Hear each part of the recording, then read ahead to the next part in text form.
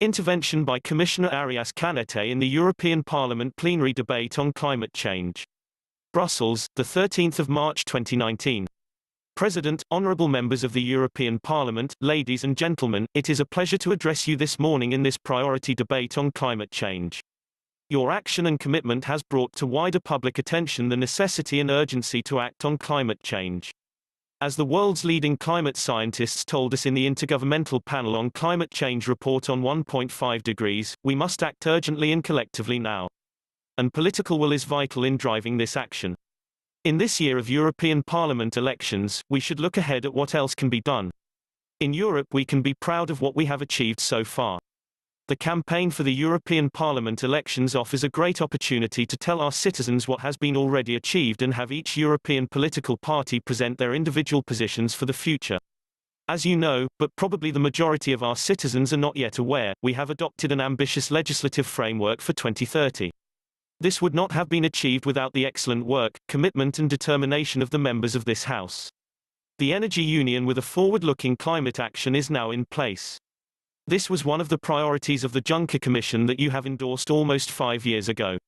The correct implementation of the European Union's climate and clean energy legislation should allow the European Union to reduce greenhouse gas emissions by 2030 beyond our current 40% target, to around 45% compared to 1990.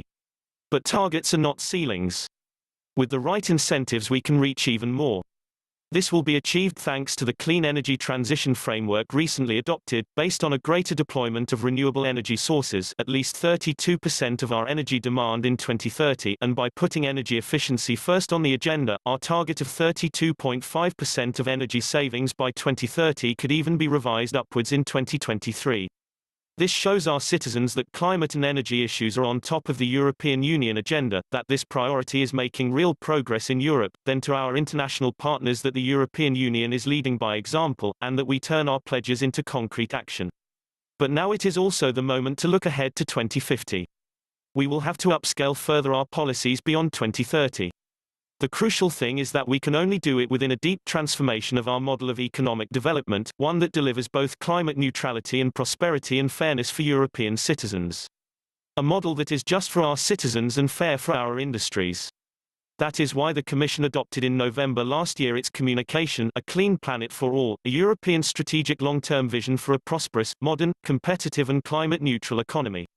By proposing this vision, we have responded to the call by the European Parliament and the European Council. The Commission's vision intends to set a clear direction of travel for the European Union's climate policy and contribution to achieving the goals of the Paris Agreement. To see what the European Union should do, we studied 8 scenarios in detail. 5 scenarios achieve at least 80% reductions by 2050 with varying different technologies or introducing circularity and energy efficiency.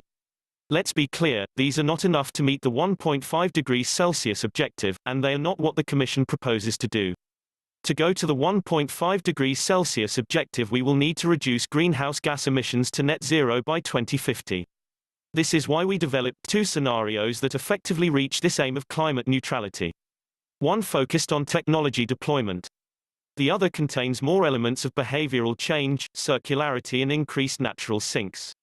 The analysis clearly shows that a climate-neutral economy by 2050 is possible, following different pathways, but that it will require an ambitious combination of technologies and action. This is not only to protect our environment but also to modernize the European Union economy for a sustainable future, increase investment in competitive technologies, and to defend our citizens' better quality of life. It means investing in a much more efficient economy, an economy that relies less on imported energy, an economy that provides for more local, higher quality jobs. I am happy to see that the resolutions adopted in the parliamentary committees confirm this long-term ambition. I hope this is also the case on the plenary vote tomorrow. It is a big responsibility on all of us to lead and demonstrate that a socially fair transition to climate neutrality is not only possible but also that opens many economic opportunities. A transformation on this scale requires an open and inclusive debate. We all need to engage widely with citizens and civil society across Europe to reach a common understanding on the way forward. Together with my team, I have already started our outreach to all European countries to launch the public debates, and I invite all of you to contribute to our 2050 vision for Europe. Here is where the impulsion that our young Europeans are giving us comes in and is a fundamental part of this debate. It is really the moment to speak out. We are all beginning to suffer the consequences of climate change, but most of us will not be there to see what a profoundly changed planet would look like in 2050. The young Europeans that are taking to the streets, and are doing so in growing numbers and in more and more cities across Europe, will be in the prime of their adult life in 2050. I welcome their engagement. They have the biggest stake in the fight against climate change. We must embark in a process of transformation with a much greater sense of urgency than I see today. We have a little time left to stabilize climate change and fulfill the goals of the Paris Agreement. We have not yet run out of time, but cannot afford to hesitate anymore. The actions and the words of these young Europeans are a precious spur to action now, and we have a duty to act.